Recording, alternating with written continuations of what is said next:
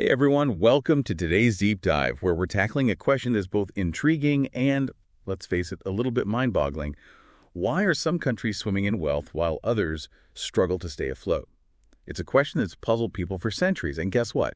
The 2024 Nobel Prize in Economics just might hold a piece of the puzzle. What's particularly fascinating this year is that the prize goes to not one, but three brilliant economists, Daron Acemoglu, Simon Johnson, and James Robinson.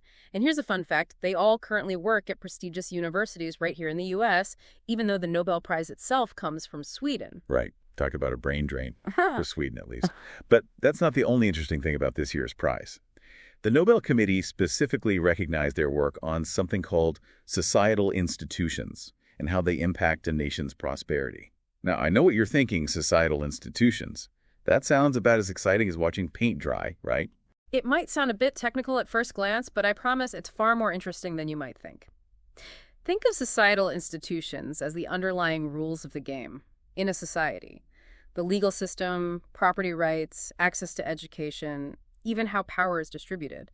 They're the often invisible forces that shape everything from how businesses operate to the opportunities available to everyday citizens. Okay, so instead of a thick textbook definition, give us a real-world example. What does this actually look like in practice?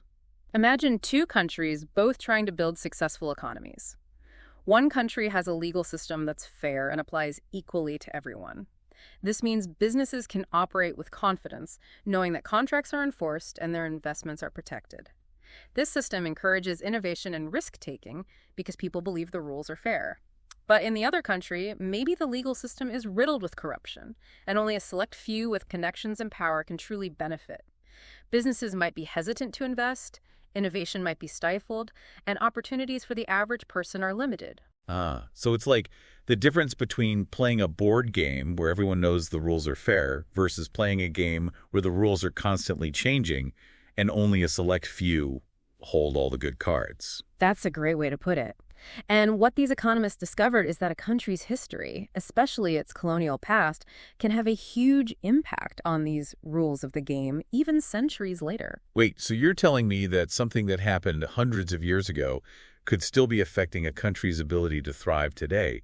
How is that even possible? It's remarkable, isn't it? The research delves into how colonial powers often establish what we call extractive systems, systems designed to primarily benefit themselves at the expense of the colonized nation. Extractive systems. Yeah. It's like they were treating the country like a giant piggy bank, just there to be raided. That's a very apt analogy. For instance, imagine a colonial power arriving in a resource-rich land.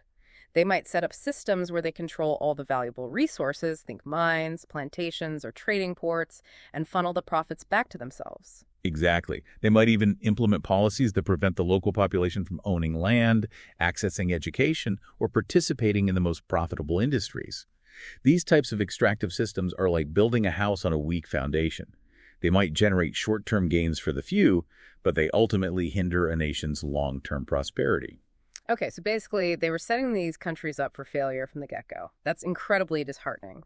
But as we've seen, not all systems are designed to drain a nation's wealth.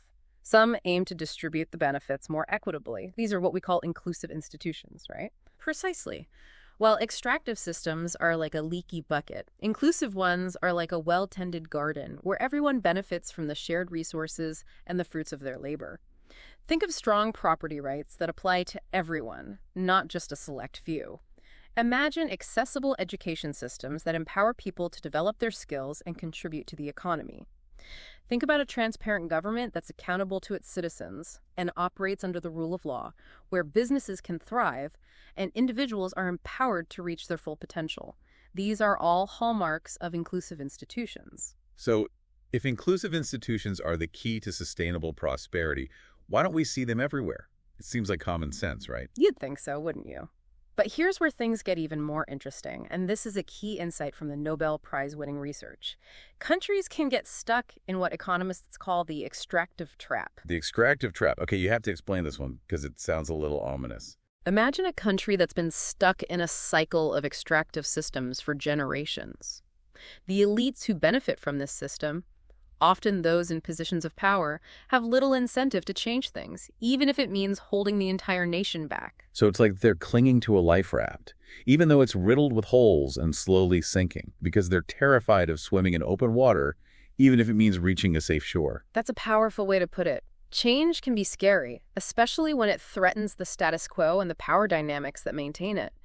Those in control often fear losing their grip on power and wealth, even if clinging to that power ultimately harms everyone, including themselves, in the long run. It's a classic case of short-term thinking with potentially devastating long-term consequences.